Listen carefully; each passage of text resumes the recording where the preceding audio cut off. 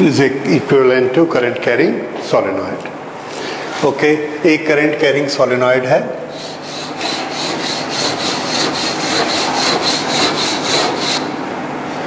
इसके अंदर magnetic field बनता है, वी नो, इस तरह से, and this behaves like a magnet. जिधर से मैग्नेटिक फील्ड निकलेगा उसको हम क्या कहते हैं, कौन सा पोल, नॉर्थ पोल। ये यहां से इसके सेंटर से ये पूरा का पूरा कैसे बिहेव करता है, लाइक ए बार मैग्नेट। इसके सेंटर से हमने यहां पर ये आर डिस्टेंस पर मैग्नेटिक फील्ड को मेजर किया। आर डिस्टेंस पर मैग्नेटिक फील्ड को मेजर किया तो उसकी कुछ स्ट्रेंथ आई वहां पर। उस स्ट्रेंथ को हम लिख सकते हैं कि वो स्ट्रेंथ कितनी होगी, और वो स्ट्रेंथ हम लोग जानते हैं।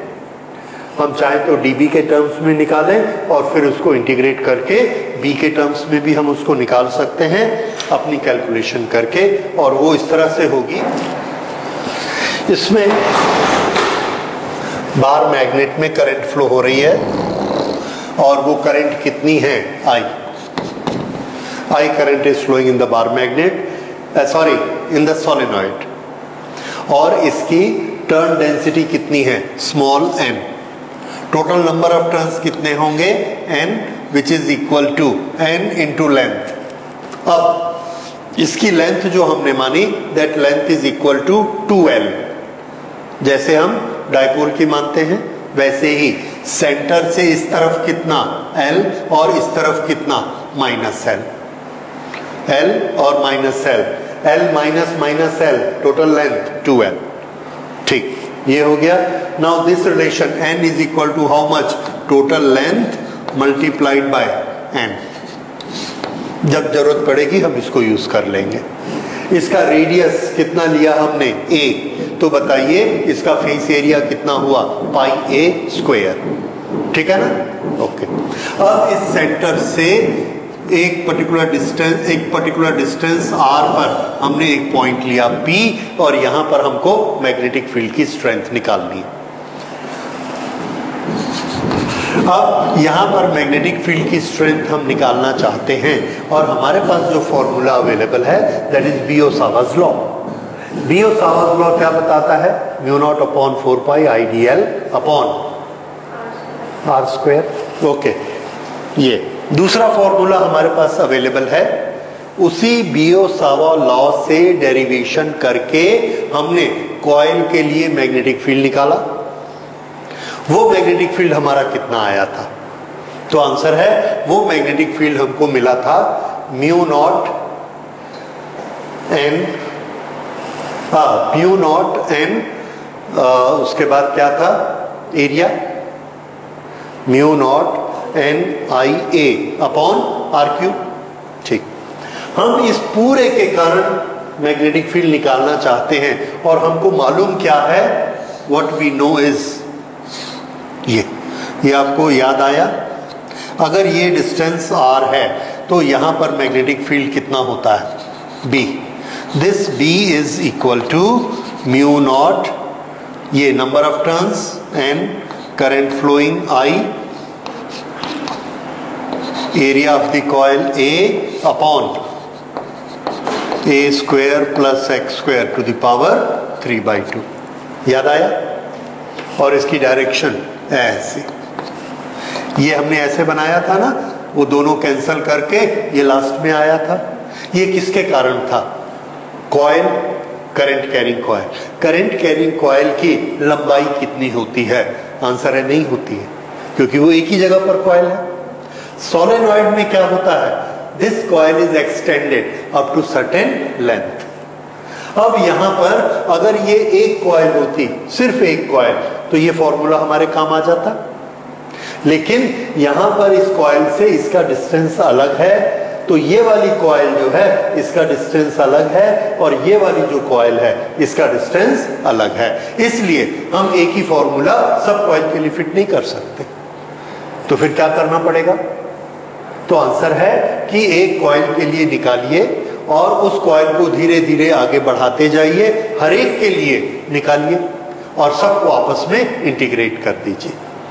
इस तरह से कैलकुलस इसमें इन्वॉल्व हो जाएगा। तो हमने क्या किया, हमने एक कॉइल लिया, उसके नेक्स्ट एक और कॉइल ले लिया, एक नेक्स्ट और ले लिया, बहुत नजदीक नजदीक कितने डिस्टेंस में कॉइल ले लिए, dx कॉइल, dx डिस्टेंस हमने लिया। वो जो ये वाले कॉइल हमने लिए, ये 1 2 3 4 ऐसे करके, ये विड्थ कितनी है dx, और इसका मीन डिस्टेंस यहां से कितना लिया, x, that is any distance, क्योंकि बाद में जब हम इंटीग्रेट करेंगे तो x को हिलाएंगे, कहां से कहां तक, यस, कहां से स्टार्ट करेंगे, प्लस l, कहां तक ले जाएंगे, माइनस l। इसलिए फिर से हम स्टार्ट करते हैं, let there be a set of coils at distance x and the width of the set of coil is dx। ठीक है, ये अब इसमें कितनी कॉइल्स होंगी, तो आंसर है एक लेंथ में n होती हैं, तो dx विड्थ में कितनी हो जाएंगी, n multiplied by dx, n multiplied by dx। ये समझ आया, what is n, number of turns in unit length of the solenoid. तो dx लेंथ में कितनी हो गई, n इंटू dx, ये है, ये क्या चीज है, number of coils, number of coils. Current कितनी फ्लो हो रही है, I, ये रहा I। उसके बाद ये क्या है, एरिया, और इधर क्या होता है 4 पाई, जो कि नहीं है, तो 4 पाई, एरिया को हम क्या लिख सकते हैं, पाई, पाई ए स्क्वायर, ऐसा लिख सकते हैं, पाई ए स्क्वायर। तो पाई पाई कैंसल हो जाता है, ये क्या बचा, ए स्क्वायर, ये रहा ए स्क्वायर। समझ आया, और इसका 2 कहां चला गया, 2 इससे कैंसल करा दीजिए, 2, ये रहा 2। फिर से देखिए, कॉइल का फॉर्मूला, सिंगल कॉइल का फॉर्मूला क्या होता है, म्यू नॉट एन आई ए, और ए की जगह अब हम क्या लिख रहे हैं, पाई ए स्क्वायर, 2 सामने रहता है, ठीक, 2n i a divided by A square plus x square 3/2। अब हमने दोनों में पाई लगा, ए को क्या लिखा, पाई ए स्क्वायर, तो ये पाई कैंसिल हो गया, ये 2 इससे कैंसिल हो गया, तो ये क्या बचा, एन आई ए स्क्वायर। ये हमारा फॉर्मूला किसका है, एक सिंगल कॉइल का। यहां पर हमने उसको रखा म्यू नॉट अपॉन 2, दिख रहा है mu naught upon 2, a square plus x square. X क्या है, the distance from this point to, coil से लेके बी तक की दूरी, ये वाली कॉइल से लेके यहां तक का डिस्टेंस बताइए, यहां से यहां तक का डिस्टेंस कितना है, आर, उसमें से ये एक्स को माइनस कर दो, आर माइनस एक्स, उसका क्या करना है, स्क्वायर, आर माइनस एक्स का स्क्वायर, ठीक है, प्लस एक्स का स्क्वायर, यहां एक्स कौन था भाई, ए स्क्वायर प्लस एक्स स्क्वायर 3/2, ये यहां पर, सॉरी, ये x था और ये यहां पर a था, ये तो x की जगह हमने यहां पर क्या लिख दिया, r माइनस एक्स का स्क्वायर, और a को क्या लिखना है, a, वो भी यहां पर a है, a स्क्वायर, और ये पावर कितनी आ गई, 3/2। फिर से मैं इसको और थोड़ा क्लियर कर देता हूं, I will write it again, b is equal to 2 into mu naught I pi a square upon mu naught upon 4 pi, this is, इसको करेक्ट कर देते हैं, x square plus a square to the power 3/2, और ये diagram, ठीक है, इस diagram के लिए ये है, और we know this shows that this we are using from our memory, from our knowledge. ये अब इसके बाद ये यहां से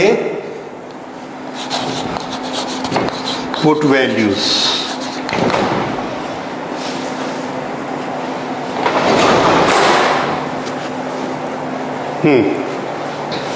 यहां पर आ जाते हैं। ये सबने नोट कर लिया, ये हमको पुराना याद है। फिर से इसको देखिए, 2 म्यू नॉट, ये जब हम ऐसा बनाते हैं तो कौन कौन कैंसल हो जाएगा, ये 2 2, तो यहां क्या बचा 2, ठीक है। उसके बाद x square plus a square, what is x, the distance from centre to this point, from this point to this point, what is the distance, r minus x, इसलिए r माइनस एक्स का square plus a का square plus a का square power 3/2 and this is i into a square, क्योंकि pi पाई cancel हो गया, ठीक है। उसको हम लोग बाद में फिर से लेकर आएंगे। यहां पर एक चीज और आ रही थी, n, what is this, number of turns in the coil, और ये n किसके बराबर होता है, 2nl, ओके, ये टोटल है। अदरवाइज ये n किसके बराबर होता है, जितनी विड्थ है उसको n से मल्टीप्लाई करना है। अब हम शुरू करते हैं किससे, ये एक छोटा सा सेट हमने लिया, इस सेट में नंबर ऑफ टर्न्स कितनी होंगी, n मल्टीप्लाइड बाई dx, तो ये n की जगह क्या आ गया, n इंटू डी एक्स, ए स्क्वायर आई वैसा ही रहेगा, 2 2 4, पाई कैंसर, ये एक्सप्रेशन समझ आ गया। ये एक्सप्रेशन कैसे आया, और ये dB किसके कारण है, the set of coils here, okay. अब इसके बाद देखिए, इसको अगर हमने B बनाना है तो क्या करना पड़ेगा, integrate, what is B, B is magnetic field due to all the coils starting from this point up to this point. सबके लिए लेंगे तब हम dB को क्या बना देंगे, B, और हमको इंटीग्रेट किसको करना पड़ेगा, वेरिएबल को। कौन वेरिएबल है इसमें, तो इसमें देखिए constant mu naught, constant I constant, A constant, 2 constant, x वाले जितने टर्म्स हैं दोज आर ऑल वेरिएबल, ये वेरिएबल आ गए। और x कहां से कहां तक चेंज होता है, -l टू +l, तो ये हमारा एक्सप्रेशन बन गया फॉर कंप्लीट डी। उसके बाद हम लोगों ने एक लिबर्टी ली, बहुत कॉम्प्लिकेटेड हो रहा है, हम ये मानते हैं कि पॉइंट P बहुत दूर है। अगर पॉइंट P बहुत दूर है तो ये यहां पर हो या यहां पर हो, कोई फर्क नहीं पड़ेगा। इसका मतलब r माइनस एक्स को हम क्या मान सकते हैं, r, तो r माइनस एक्स को हमने क्या मान लिया, r। फिर ये क्या हुआ, r square plus a square. अब r square plus a square ये ऐसा बना, तो हम क्या मान लेते हैं कि ये R square plus a square is almost equal to R square, R square. इसलिए इस पूरे को ही हम क्या मान लेते हैं, आर स्क्वायर। अगर इसको आर स्क्वायर मानेंगे तो आर की पावर 2 इस 2 से कैंसल होके क्या रह जाएगा, R to the power 3, R to the power 3। यानी अप्रोक्सीमेशन में हमने x का प्लस माइनस गायब कर दिया because x is very small, और a को भी गायब कर दिया because that is also very small. सिर्फ क्या बचा, r टू द पावर 3। ये स्टेप समझ आ गया। नाउ अब डिफरेंस इंटीग्रेशन सिर्फ किसका बचा, dx, और dx का इंटीग्रेशन क्या होता है, x, ओके। फिर से आ जाएंगे, इसका इंटीग्रेशन x और उसकी लिमिट रखिए, x की लिमिट कहां से कहां तक, l माइनस माइनस l, कितना हुआ 2l, l minus minus l is 2l, तो इसलिए इसका इंटीग्रेशन हुआ, l माइनस l रखा, कितना आ गया 2l, so we write here 2l। ये समझ आ गई बात। अब एक स्टेप और आगे आई, n multiplied by 2l, n multiplied by 2l, ये क्या था, capital N, what is that? Total number of turns. इसलिए इनको, इन दोनों के बदले में हम क्या लिख सकते हैं? इन दोनों के बदले में n इंटू 2l, इसके बदले में क्या लिख सकते हैं? ये समझ आ गया? I को हमने I ही लिखा हुआ है। अब हमने क्या किया, यहां पर इसके नीचे और ऊपर 2 पाई से मल्टीप्लाई कर दिया, क्योंकि हमको मालूम है म्यू नॉट अपॉन 4 पाई एक कांस्टेंट है और हमको ऊपर पाई की जरूरत भी है। तो नीचे क्या आ गया? 4 पाई, और ऊपर हमने किससे मल्टीप्लाई किया? 2 पाई से। 2 इंटू पाई, करेक्ट? फिर से n इंटू 2l, ये पूरा क्या बन गया? n। ये जो पाई a स्क्वायर है, ये क्या बन गया? हाँ, पाई a स्क्वायर क्या होता है? एरिया। तो इस सोलेनॉइड का एरिया कितना है? a, करंट I, और सामने का 2 म्यू नॉट अपॉन 4 पाई 2 NIA अपॉन R। ठीक है? अब NIA कॉइल का क्या होता है? मैग्नेटिक डाइपोल मोमेंट, ये हमने पढ़ा है, तो इसलिए इसको हम क्या लिख देंगे? M। अब कितना आ गया ये? Mu naught upon 4 pi 2m upon R3। ये छोटा होते होते आ गया। What is this?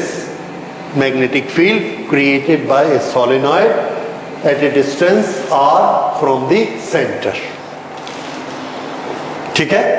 ये एक डेरिवेशन याद कर लीजिए। ये डेरिवेशन किस फॉर्मूला से हमने स्टार्ट किया? बियोसावा से कि एम्पियर्स लॉ से? यस, बियोसावा। बियोसावा से पहले हमने किसका इक्वेशन बनाया? Magnetic field due to a single coil. फिर इस सिंगल कॉइल से हमने क्या बनाया? Set of coils with the width dx। इस dx के कारण यहां मैग्नेटिक फील्ड निकाला, फिर इंटीग्रेट किया और x की लिमिट्स कहां से कहां ले ली? +L to -L। वो करने के बाद हमने ये सब करते करते करते ये आ गया result, mu naught upon 4 pi which is a permeability constant and this is 2m upon R3। ये किसके कारण है? Current flowing in a solenoid. ठीक है? Okay, so this is magnetic dipole moment of a solenoid. एक तो हमने ये डेरिवेशन के लिए डेरिवेशन किया ये कितना होता है, लेकिन हमारा मेन पर्पस दूसरा था। हमारा मेन पर्पस क्या है कि एक मैग्नेट का मैग्नेटिक डाइपोल मोमेंट जो अभी हम 100 सालों से कैलकुलेट करते आ रहे थे, वो कितना होता था? तो वो जो होता था magnetic field made by A bar magnet. Magnetic field made by A bar magnet. देखिए ये एक बार मैग्नेट है,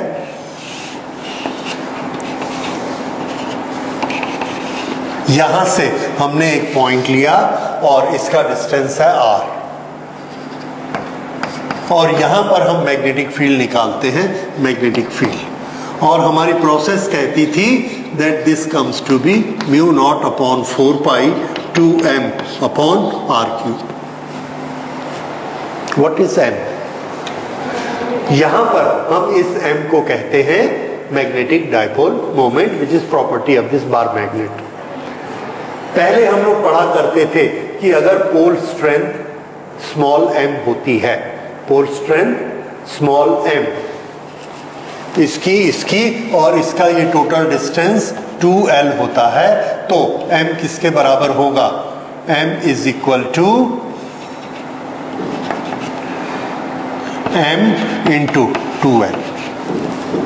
ये, और इसका नाम हमने रखा जैसे हमने इसका नाम रखा था, देखिए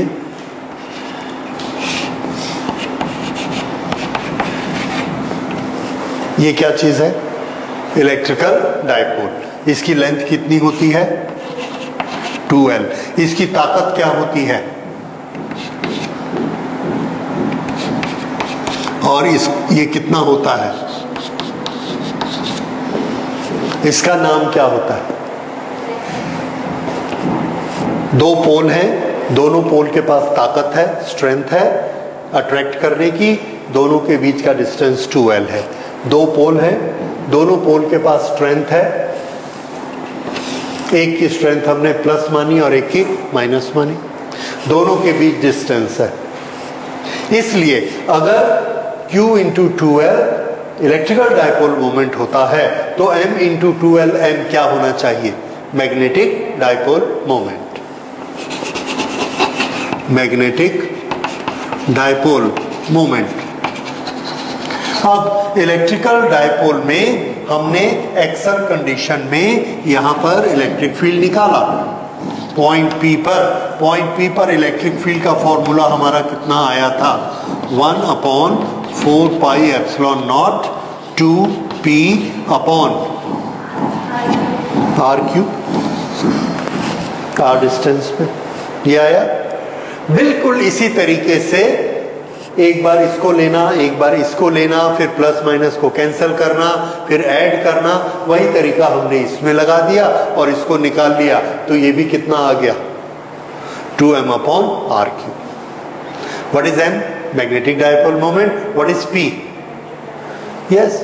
तो ये दोनों सैकड़ों साल तक ऐसे चलते रहे मजे से एक दूसरे के एनालॉगी में। ठीक। फिर बीच में ऑस्टेड एक्सपेरिमेंट आ गया और हमने सारा उलट पलट कर दिया कि मैग्नेट तो कुछ होता ही नहीं है, बेसिक चीज क्या है? Rotation of the charge. और उससे कॉइल क्या बिहेव करती है? Like a bar magnet, solenoid act as a bar magnet. तो ठीक है, सोलेनॉइड का बार, इससे एक कॉइल से सोलेनॉइड बना, कॉइल के लिए हमने मैग्नेटिक फील्ड का फॉर्मूला निकाला, उस मैग्नेटिक फील्ड के फॉर्मूले से हमने सोलेनॉइड के लिए मैग्नेटिक फील्ड का फॉर्मूला निकाला और ये फॉर्मूला सिंप्लीफाई होते होते होते होते इस फॉर्मेट में आ गया। देख रहे हैं शुरू कहां से किया था? बियोसा वाला करंट से, और करंट से ही ये फॉर्मूला आ गया। तो हमने इसको भी लिख लिया। ये बार मैग्नेट, ये वाला इलेक्ट्रिक, और थर्ड सोलेनॉइड। सोलेनॉइड के लिए हमने निकाला B इज इक्वल टू, ये सोलेनॉइड है,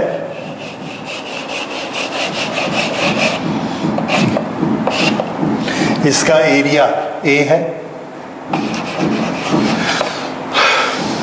एरिया की जरूरत नहीं है हमको, सोलेनॉइड है जिसमें करंट I फ्लो हो रही है and we know that it has a, हमने एक क्वांटिटी बनाई हुई है which is number of turns area into current. ये इसकी ताकत होती है। किसी भी सोलेनॉइड की स्ट्रेंथ, ताकत किस किस पर होती है कि उसके नंबर ऑफ टर्न्स कितने हैं, उसमें करंट कितनी फ्लो हो रही है और उसका एरिया कितना बड़ा है। और ये तीनों चीजें मिलकर जो क्वांटिटी बनी उसको हमने क्या बना दिया? Magnetic dipole moment M। हमने नहीं बनाया, हमने उसका नाम रखा M, और उस M के साथ हमने फॉर्मूला बनाया, अभी अभी ये फॉर्मूला बनाया। तो ये हमारा फॉर्मूला B का बना, ये मैग्नेटिक फील्ड B, और ये मैग्नेटिक फील्ड B कितना बनता है? Mu not 2M upon R3। अब हम क्या देखते हैं कि अरे ये तो वही फॉर्मूला बन गया जो किसका है, देख रहे? हाँ, what does it prove?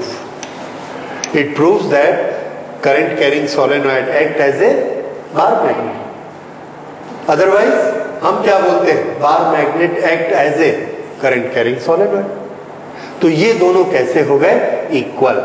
And that was our purpose of study, equivalence of bar magnet and current carrying solenoid. ये इसलिए इस क्वांटिटी का नाम हमने क्या रखा हुआ था? Magnetic dipole moment, sorry electric dipole moment. इसकी नकल करके हमने इसका नाम क्या रख दिया था? Magnetic dipole moment. और इसकी नकल करके इसका नाम क्या रख दिया? मैग्नेटिक डायपोल मोमेंट, क्योंकि ये भी मैग्नेटिक फील्ड बनाता है। तो सोलेनॉइड में मैग्नेट बनाने की जो ताकत होती है ये M से बनी, और इस M का, ये M किसका शॉर्टकट है? NiA का। तो a solenoid acts as a magnetic dipole moment. Why? Because it creates a magnetic field just like a bar magnet. Why NiA is called magnetic dipole moment of a solenoid? Because in bar magnet, the strength of magnetic field is given by M. In solenoid, this is given by M, where M stand for NiA. Therefore, NiA is the magnetic dipole moment of solenoid. तो ये sequence आपको समझ में आई? सबसे पहले इसका calculation किया गया इलेक्ट्रिकल डाइपोल मोमेट, उसकी कॉपी करके बार मैग्नेट का, और बार मैग्नेट वाले फॉर्मेट में हम किसको लेके आए? सोलेनॉइड को। उससे हमको पता लगा कि सोलेनॉइड की ताकत M किस किस में है। बाकी सब चीजों को बराबर करके वो हम लोग पहले देख चुके, ठीक है। सो दिस इज 4 पाई, भूल गया मैं, 4 पाई। ओके, तो ये क्या हो गई? एनालॉगी, यानी तीनों की समानता, ये तीनों की समझ आ गया। तो ये अब काफी चीजें हो गई इसके बारे में।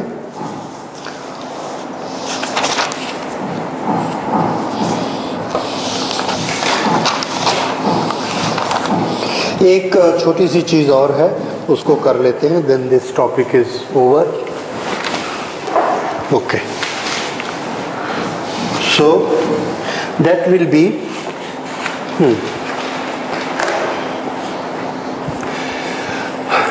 डाइपोल, मैग्नेटिक डाइपोल कौन होते हैं? Bar magnet. बार मैग्नेट को काट पीट के, घिस के, रब करके हमने बना दिया मैग्नेटिक नीडल, वो that is also a magnet. उस मैग्नेटिक नीडल में क्या कैपेबिलिटी होती है? That it will turn itself and align with the magnetic field, ये कर लेती है वो। अच्छा, अब अगली चीज पर हम आते हैं। अगर मैग्नेटिक नीडल इस डायरेक्शन में रखी है और मैग्नेटिक फील्ड इस डायरेक्शन पर है, तो मैग्नेटिक नीडल को क्या होना पड़ेगा? हमने देखा क्या होती है? टर्न। किसी भी ऑब्जेक्ट को मैकेनिक्स में टर्न कौन करता है? टर्न करने के लिए हमें क्या चाहिए? आंसर है, उस पर लगाने के लिए टॉर्क चाहिए। फिर से, किसी भी ऑब्जेक्ट को टर्न करना है तो क्या चाहिए? टॉर्क। अब अगर ये नीडल ऐसे रखी है और इसको ऐसे होना है, तो जरूर इस पर क्या लगा होगा? टॉर्क। वो टॉर्क कितना है? नॉर्मली स्टूडेंट को ये प्रॉब्लम रहती है कि फिजिक्स में अगर टर्न होती है, तो मान लो भाई टर्न होती है, क्या जरूरत पड़ी आपको हर चीज की कैलकुलेशन करते रहते हो? अब लगा तो लगा, घूम गया भाई। No, anyway, physics is science of calculations. तो हमको कैलकुलेट करना कि उस पर टॉर्क कितना लगेगा। अच्छा, अब ये सिचुएशन क्या बनती है? This magnetic needle is a dipole. Magnetic dipole क्योंकि नॉर्थ साउथ दो pole. This magnetic dipole is kept in a magnetic field of earth. ये अर्थ का मैग्नेटिक फील्ड है, इसमें हमने इसको रखा, तभी तो ये टर्न हुआ। It shows one thing, that any magnetic dipole, when it is kept in a magnetic field, it experiences a torque, and because of that torque it turns. वो टॉर्क कितना होगा? हमको क्या क्या मालूम है कि एक मैग्नेटिक डाइपोल के पास, एक मैग्नेट के पास एक मैग्नेटिक डाइपोल मोमेंट होता है, ये हमको मालूम है। दूसरा, हमको ये मालूम है कि हर मैग्नेटिक फील्ड की एक स्ट्रेंथ B होती है, उसका भी नोटेशन हमने पढ़ा हुआ है, B के बारे में भी सब कुछ पढ़ा हुआ है। अब अगर इसका डाइपोल मोमेंट M है, यहाँ मैग्नेटिक फील्ड B है, तो इस पर कितना टॉर्क लगेगा? हम M और B इन दोनों के टर्म्स में इसको कैलकुलेट करना चाहते हैं, एक चीज। दूसरा, हम ये कैलकुलेट करना चाहते हैं कि अगर ये ऐसे टर्न होता है, तो जब ये यहाँ से ऐसे टर्न होगा, क्यों? क्योंकि इस पे टॉर्क लगेगा। टॉर्क क्या क्रिएट करता है? Acceleration, angular acceleration. ये जब एक्सेलरेशन ऐसे क्रिएट करेगा तो इसकी वेलोसिटी क्या होगी? Angular velocity will go on increasing. जब ये एंगुलर वेलोसिटी ऐसे इंक्रीज होकर यहाँ पहुंचेगी तो वेलोसिटी इंक्रीज हो जाएगी, उसके बाद यहाँ सडनली स्टॉप क्यों होगा? नहीं होगा, बिकॉज ऑफ इनर्शिया ये यहाँ स्टॉप नहीं होगा। क्या करेगा? आगे बढ़ जाएगा। अगर ये ऐसे आगे बढ़ गया तो टॉर्क अपनी डायरेक्शन बदल लेगा, तो इसकी स्पीड कम होते होते जीरो। अब इस टॉर्क ने इसको ऐसे वापस बुलाया, यहां आके फिर से इनर्शिया ऑफ वेलोसिटी के कारण ऐसा चला गया, फिर टॉर्क ने वापस बुलाया, इनर्शिया के कारण ऐसा चला गया। तो ये क्या करेगा? Oscillate, this angular oscillation start हो जाएगा। सो रिजल्ट क्या निकला?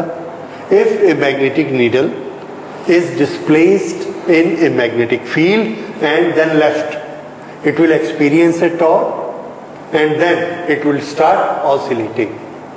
उस oscillation का time period कुछ होगा, कितना होगा ये? ठीक है, तो ये एक बड़ी छोटी सी चीज है जिसको हम लोग कैलकुलेट कर सकते हैं।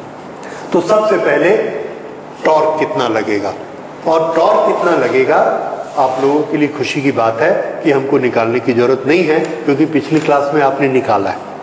24 घंटा हो गया इसलिए आप भूल गए। तो टॉर्क कितना होता है? आंसर है torque is m cross b। m cross b।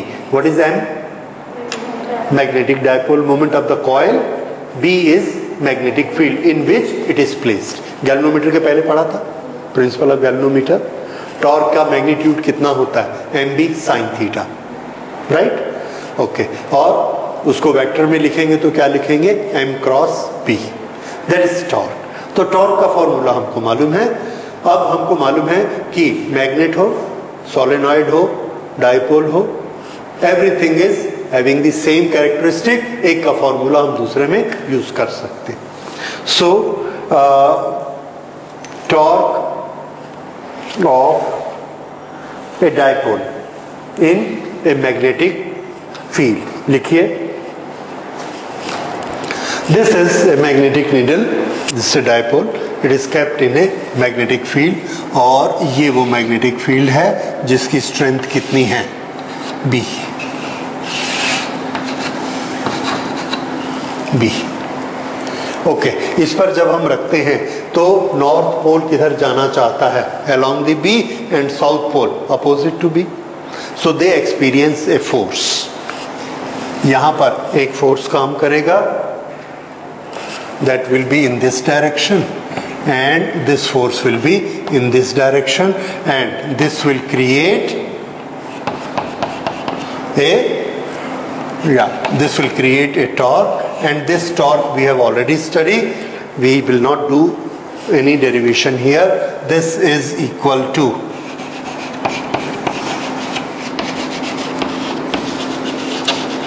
अब मैं यहां थोड़ा चेंज कर रहा हूं, डोंट गेट कंफ्यूज्ड। यहां हम स्मॉल m को क्या मान रहे हैं?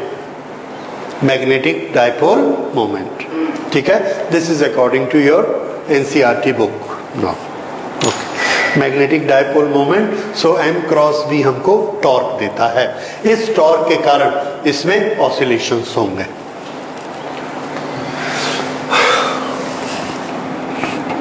ये ऐसे टर्न करेगा और ये ऐसे टर्न करेगा, और ये कहां आ जाएगा? इस सिचुएशन में आ जाएगा। इस सिचुएशन में आने के बाद this will keep on this, और इस सिचुएशन में आ जाएगा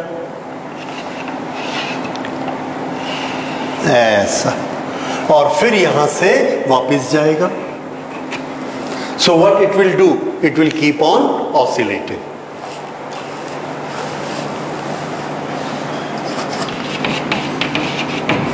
ऑसिलेट करने के लिए क्या दो प्रॉपर्टी चाहिए? रिस्टोर कराने के लिए, वापस लाने के लिए टॉर्क, और इनर्शिया ऑफ वेलोसिटी, जो कि वहां पर रुकने नहीं देगा। अगर ये दो प्रॉपर्टीज होती हैं, ये दो गुण होती हैं, तो कोई भी ऑब्जेक्ट ऑसिलेट करता है। समझ में आया? Whether it is spring, whether it is pendulum, whether it is this और एनीथिंग, ये दो प्रॉपर्टीज हमको चाहिए। एक प्रॉपर्टी क्या करती, बार बार उसको अपनी मिडिल पोजीशन पे वापस लाती है, और दूसरी प्रॉपर्टी क्या करती है, इनर्शिया वहां पर उसको रुकने नहीं देता है, आगे ले जाता है। So it keeps oscillating. Okay, so this will oscillate, ये हमने डिसाइड कर लिया। अब जब ये ऑसिलेट करता है तो हम इसका कैलकुलेशन करना चाहते हैं कि ये टाइम पीरियड कितना होगा। तो पहले हम प्रूव करते हैं that it is a simple harmonic motion, so that we are allowed to apply the formulas of simple harmonic motion. Okay, अब इसको टॉर्क, इतना टॉर्क बना। टॉर्क का फॉर्मूला मैकेनिक्स में क्या होता है, टॉर्क का फॉर्मूला मैकेनिक्स में अगर हम उसके मोमेंट ऑफ इनर्शिया से कैलकुलेट करें, moment of inertia is I multiplied by alpha, I into alpha is torque. So in this case I will write it like this: I into alpha, angular acceleration is equal to torque m cross b। ये होता है, ठीक है ना। इस m cross b का magnitude कितना होता है, so I will write it, or I alpha is equal to mb sin theta. What is theta? Angle between b and this needle. Okay, ये अब I इसमें इन दोनों के बीच में I will put a sign minus. Why minus? Because the torque is always in the opposite direction of theta. अगर theta इधर बढ़ता है तो टॉर्क वापस लाना चाहता है इधर, और अगर थीटा इधर गया तो टॉर्क इधर, इसलिए माइनस। ओके, अब इसमें अल्फा कितना हो गया, alpha is what, angular acceleration.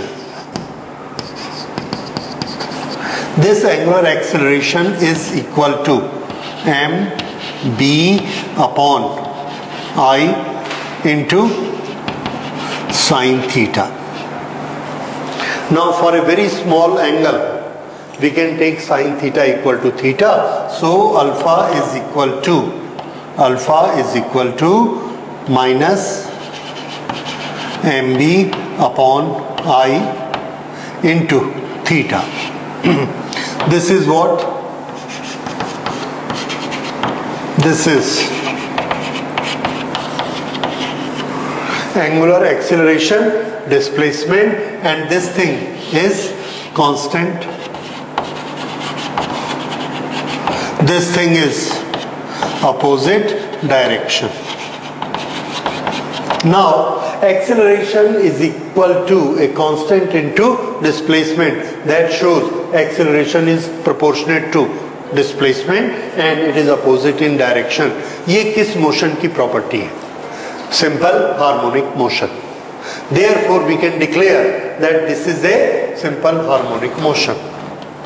Therefore this is a simple harmonic motion.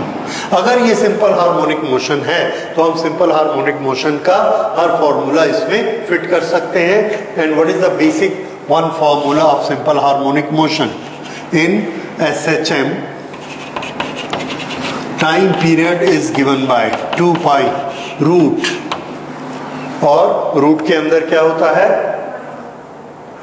Yes, time period is equal to, बताइए, डिस्प्लेसमेंट अपॉन एक्सीलरेशन। क्या होता है, displacement upon acceleration.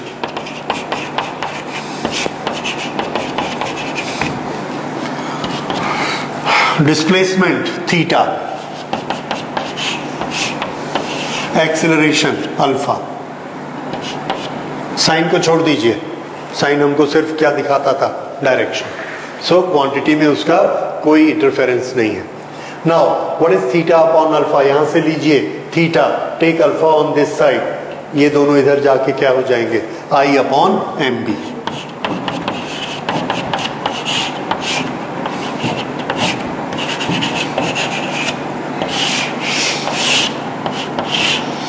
This is what, time period of oscillation. So time period of oscillation is 2 pi root I upon mb. पर हमको time period की क्या जरूरत है? हम तो टाइम पीरियड घड़ी से नाप लेंगे। तो हम ये कहते हैं कि भैया ये फॉर्मूला हमने टाइम पीरियड के लिए नहीं बनाया, ये फॉर्मूला हमने बी के लिए बनाया है। क्यों? टाइम पीरियड को हम घड़ी से नाप लेंगे, बी को नहीं नाप सकते। बी को कैलकुलेट करेंगे कैसे? How much is B here? दोनों साइड स्क्वायर करिए, T square 4 pi square, B को इधर ले आइए। B is equal to 4 pi square I upon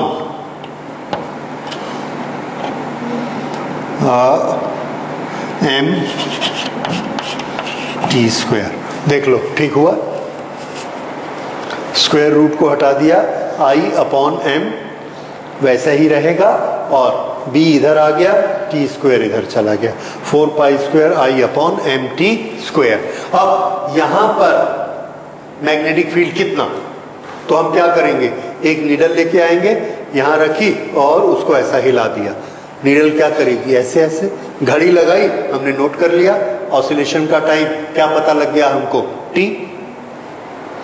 उसके बाद हमने उस नीडल को तौल लिया, वेट कर लिया, वेट करके उसकी लेंथ और विड्थ निकाल ली।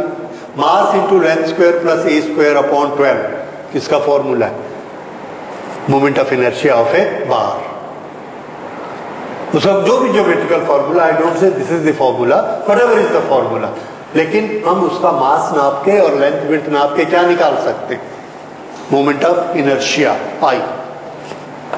तो हम लैब में आई भी निकाल सकते हैं, हम लैब में टी भी निकाल सकते हैं। और ये क्या चीज है? Magnetic dipole moment. इस तरह से हम बी को पता लगा सकते हैं, अगर हमको क्या पता लग जाए? Magnetic dipole moment of a magnet. ठीक है? और मैग्नेटिक डायपोल मोमेंट निकालना फिर बहुत आसान होता है।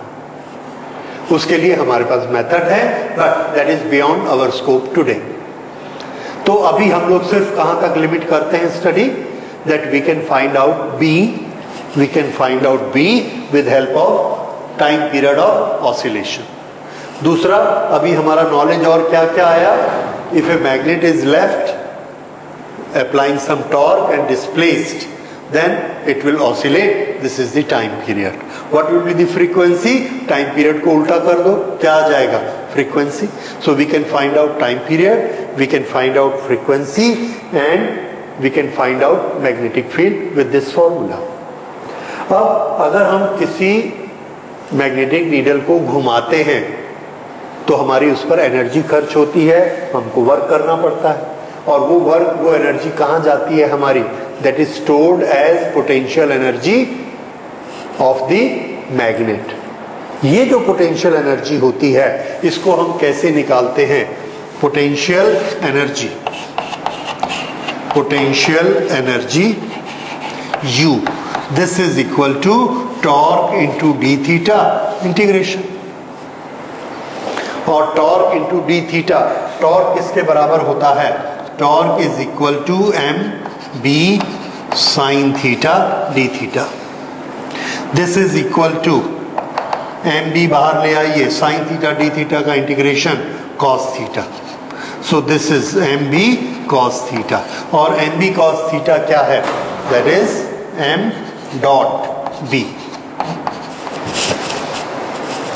सो एनर्जी, व्हाट इज दिस?